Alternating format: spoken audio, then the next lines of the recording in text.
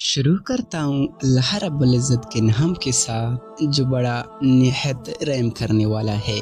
अस्सलामु अलैकुम ख़वातीन व हज़रात, उम्मीद करता हूँ कि आप सब खैरियत से होंगे। बनी इसराइल के 99 अफराद के कातिल की तौबा।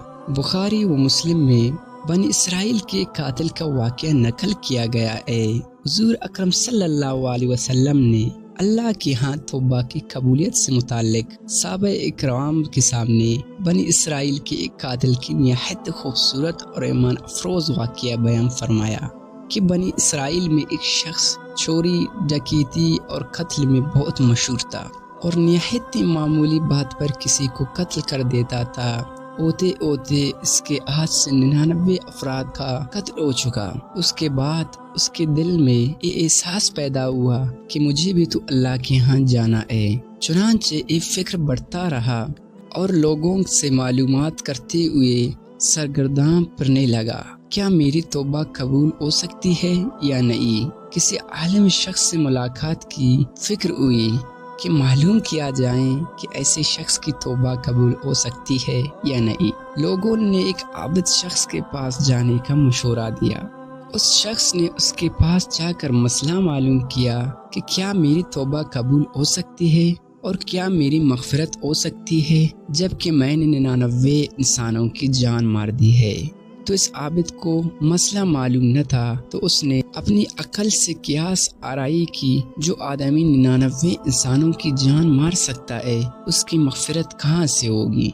चुनांचे उसने कह दिया कि तेरी तो कबूल नहीं होगी। तो इस शख्स ने गुस्से और जलाल में आकर उसको भी कत्ल करके 100 पूरे कर दिए कि जब मेरी तौबा कबूल नहीं होती तो लाओ तुझे भी ख़त्म करके 100 पूरे कर देता हूँ। चुनांचे उसने 100 पूरे कर दिए, मगर उसके दिल में दर्द बाकी रहा कि मेरी मग़फ़िरत की कोई शक्ल ज़रूर होगी। इसलिए उसने लोगों से फिर मालूमात का सिलसिला जारी कर दिया कि रोए ज़मीन में सबसे बड़ा आलिम कौन है, उससे जाकर मालूम करूँगा, वही सही मसला बता सकता है।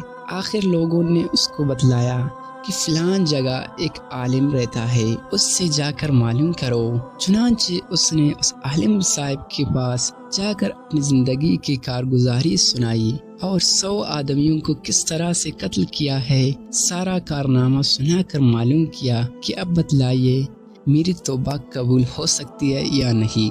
क्या अल्लाह के यहाँ मुझ जैसे गुनाहगार के लिए भी मग़फ़िरत का कोई खाना है। तो उस आलिम साहब को चूँकि इल्म था, तो उसने बतलाया कि तेरी गुनाह माफ़ करने में अल्लाह के यहाँ क्या रुकावट है।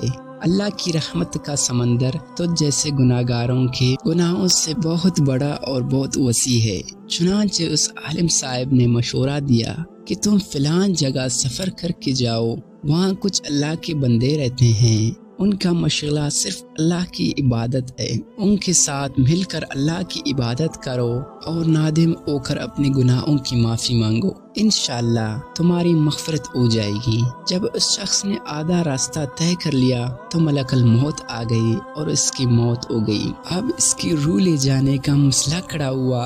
आसमानों से रहमत के फरिश्ते भी आए और अज़ाब के फरिश्ते भी। रहमत के फरिश्ते कहने लगे इसकी रूह ले जाने का हक हमको है, इसलिए ये सच्चे दिल से ताहिब होकर इबादत करने के लिए जा रहा है।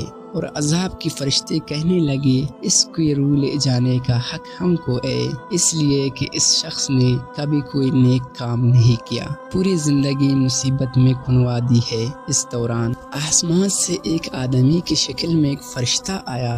बाज़ रवायत से मालूम होता है कि ये आने वाला फरिश्ता हज़रत जिब्राईल अमीन अलैहिस्सलाम थे।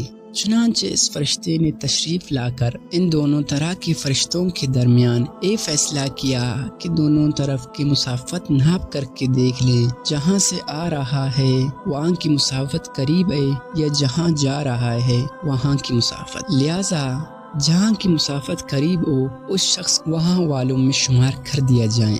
चुनांचे दोनों तरफ की ज़मीन नाप कर देखी गई तो जहाँ जा रहा था वहाँ की मुसाफत जहाँ से आ रहा था उसके मुकाबले में सिर्फ एक बालिश्त करीब है। चुनांचे फैसला हुआ कि मकाम मुसीबत से मकाम इबादत सिर्फ एक बालिश्त करीब है, इसलिए रहमत के फरिश्तों को इसकी रूह ले जाने का हक हुआ। चुनांचे اللہ کی طرف سے اس کی مغفرت کا اعلان ہو گیا۔ ایک روایت میں آتا ہے، قتادہ رضی اللہ تعالیٰ فرماتے ہیں، حسن نے فرمایا کہ ہم سے یہ ذکر کیا گیا ہے کہ اس شخص کے پاس جب ملک الموت آیا تو وہ شخص سینے کے بل سرزمین کی طرف گھسیٹتا گیا۔ حدیث قدسی میں آتا ہے کہ میں اپنے بندے کے ساتھ اس گمان کے مطابق ہوتا ہوں اور مجھے جہاں بھی یاد کرے میں اس کے ساتھ ہوں۔ بخود اللہ تعالیٰ اپنے بندے کی توبہ اس سے زیادہ خوش ہوتا ہے جتنی خوشی تم میں سے کسی ایسی شخص کو ہوتی ہے جس کے جانور بیابان میں گم ہو کر اور پھر اسے مل جائیں۔ جو شخص ایک بالشت میری طرف آتا ہے میں ایک ہاتھ اس کے قریب ہو جاتا ہوں۔ جو شخص ایک ہاتھ میرے قریب آتا ہے میں اس کے ایک پا پھیلائے ہوئے دونوں ہاتھوں کے درمیان کی مسافت قریب ہو جاتا ہوں، اور جب وہ میری طرف چل کر آتا ہے تو میں اس کی خاطر دوڑ کر آتا ہوں۔ حاصل تو خواتین و حضرات، اس واقعے سے ہمیں یہ حاصل ہوتا ہے، معلوم ہوا کہ انسان جب بھی سچے دل کے ساتھ توبہ کرے گا تو اللہ تعالیٰ ضرور قبول فرمائے گی۔